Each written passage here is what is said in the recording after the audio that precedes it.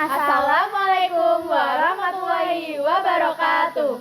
Hai teman-teman. Perkenalkan, saya Lita Olyesa Fitri. Saya Syahla Cikita Azalizian. Saya Kesyana Soferista. Di sini kami dari kelompok 5 dari kelas 10-5 ingin menjelaskan tentang cloning embrio. Jangan lupa saksikan ya teman-teman.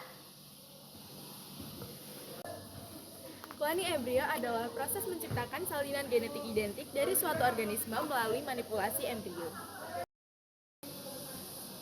Terdapat dua pendekatan utama dalam cloning embrio. Yang pertama ada embrio splitting, yaitu memisahkan sel-sel dari embrio tahap awal, misalnya tahap 8 sampai 16 sel menjadi beberapa bagian, dan masing-masing dapat berkembang sebagai organisme terpisah. Yang kedua ada somatic cell nucleus transfer, yaitu mengganti inti sel telur dengan inti sel somatik, misalnya sel kulit, lalu menstimulasi sel telur untuk berkembang menjadi embrio klon. Tujuan dari cloning embrio yang pertama ada penelitian ilmiah untuk memahami perkembangan embrio, penyakit genetik, dan mekanisme seluler. Yang kedua untuk pengobatan regeneratif dengan menghasilkan sel punca embrionik untuk terapi seperti penyakit Parkinson, diabetes, dan cedera tulang belakang.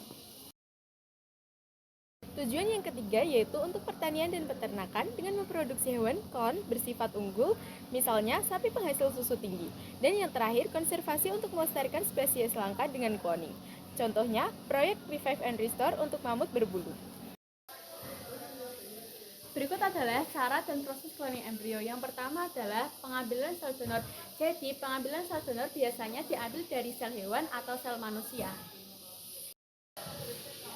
Yang kedua adalah pengambilan sel telur. Jadi pengambilan sel telur itu diambil dari induk betina dan intinya yang dihilangkan. Dan yang ketiga adalah penyatuan. Jadi penyatuan ini diambil dari inti sel telur yang dimasukkan ke dalam sel telur tanpa inti.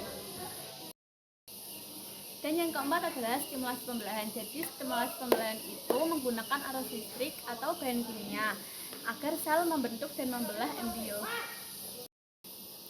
Dan yang kelima adalah implantasi. Implantasi itu embrio yang ditanamkan dan dikembangkan untuk rahim sebagai induk pengganti. Dan yang terakhir adalah kelahiran. Jadi jika berhasil maka akan menghasilkan individu secara genetik dan identik dengan donor.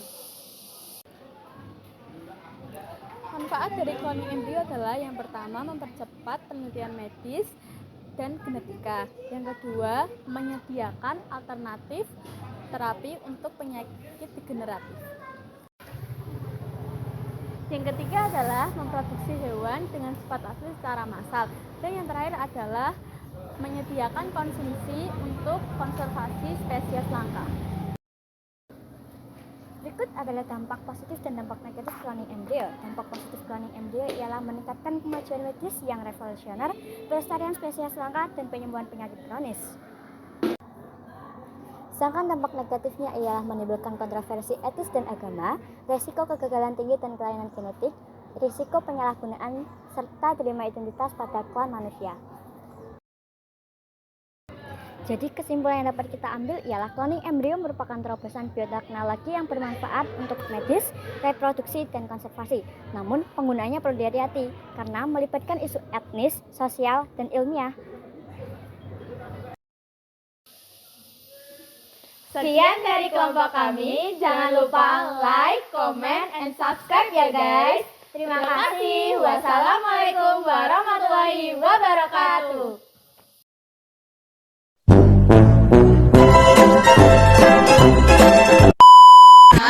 Kelas 10-5. Yang pertama adalah ini implantasi untuk memahami perkembangan embrio. Dampak positif cloning embrio ialah